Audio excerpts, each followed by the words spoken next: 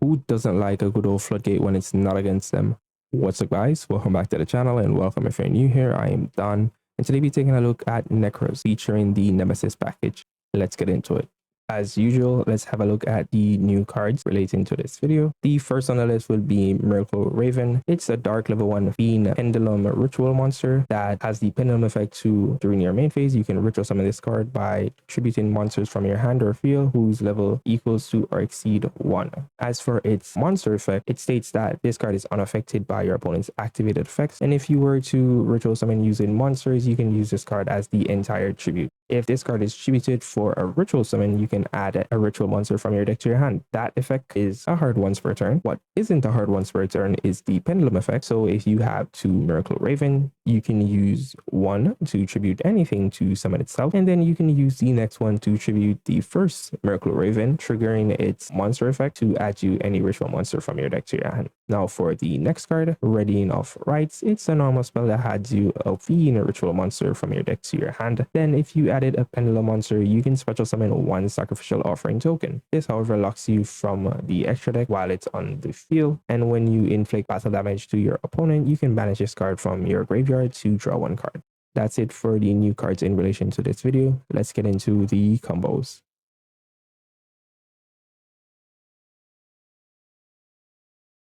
Alright, so I have held you long enough. Let's have a look at the first combo. This one will be utilizing Miracle Raven. You don't have to use this card, but this is for the pure virgin.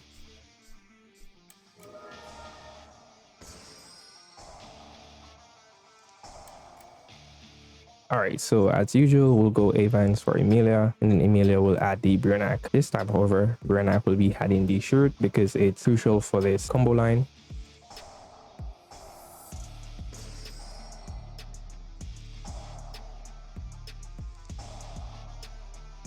Alright, so as you can see, the shirt pretty much was used as ritual fodder, and seeing that its effect when tributed is to add a warrior Nekroz ritual, it add us the red bear, which would then get us to our ritual spell. And then we just use a ritual spell to tribute the raven in order to summon the red bear from the grave, and then the raven will add us the catastor, and that's pretty much under nib. So if you're worried about nib, then this is pretty much the safe combo line. Alright, so it's very important to keep note here. Your deck can naturally summon Escatos because you have multiple types. Currently, we have Warrior, Dragon, and Spellcaster in the grave, so we could easily summon Escatos. However, if you want to summon Protos because you are more confident with locking the attributes, you'd have to summon the Flame Banshee in the extra monster zone. And the reason for that is that we are lacking 1 additional attribute, which we can pretty much go into by having Banshee in the extra monster zone, so we can summon Gravity Controller.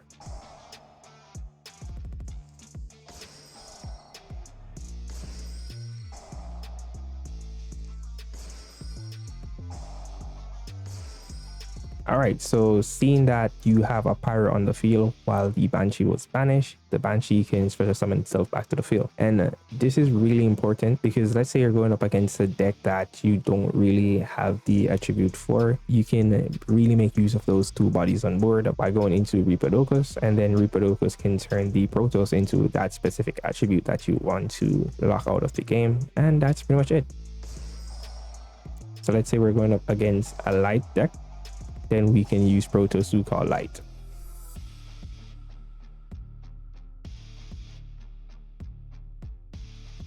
If you made it this far into the video, you can leave a like, and if you want to see more videos from me, you can check out my channel. Then if you want to see more videos from me in the future, you can subscribe to the channel. Let's get back into the video. So right here we have a 1.5 card combo, and that's mainly because we need an additional 4 in hand for the tribute of a red bear. There is a 1 card combo version for this specific line, but it plays heavily into nib, so I'll just show this one instead.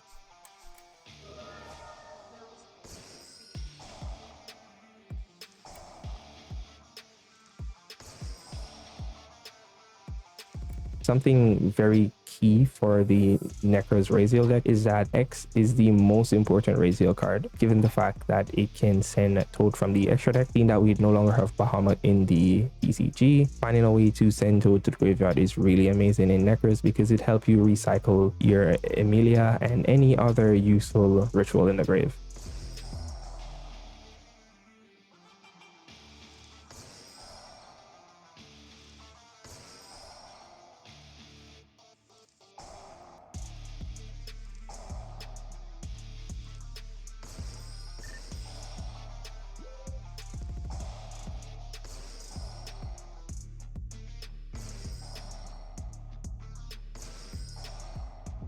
All right, so as for the one card combo line, instead of summoning Star earlier, you would have done the Node Ryzeal first, reborn the Dual Drive with the Toad underneath, and then you can use the Star to detach the Toad to summon and set the field spell, which will then make the Toad add back the Emilia to the hand. Because as you can see, we use a red bear to tribute the Emilia in order to get our spell in the grave to banish a monster and add another spell. And that is also crucial to the combo line, because if you don't have any monsters in the banish, you can't summon flag from the hand. So the Nekroz pretty much supply the banish pile for the flag to work successfully.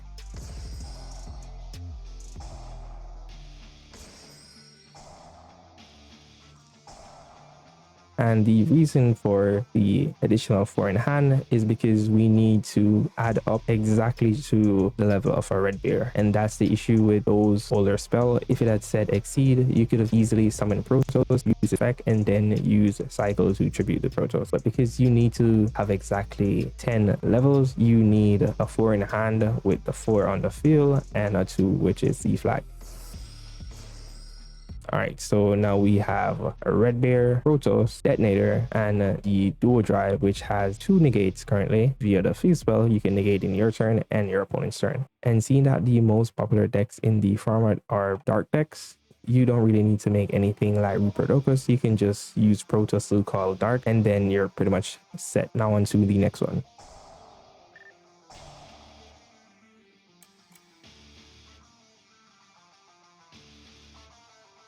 All right, so this is the final combo, and this is for the Dogmatika enjoys. So don't let the fact that you're locked out of the extra deck stop you from summoning Protos. All you need is Nadir and your Avens, or Avens and Maximus in hand, because you're going to have extra deck monsters in the grave either way.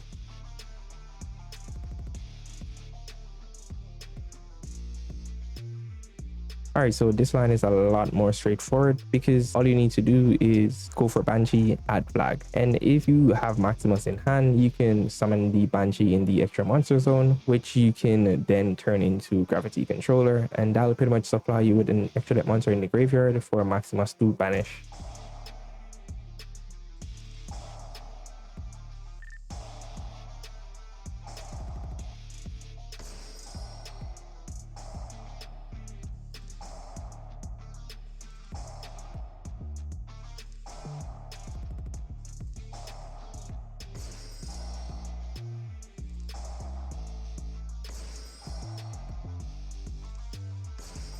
And just like that, we have ourselves Protos.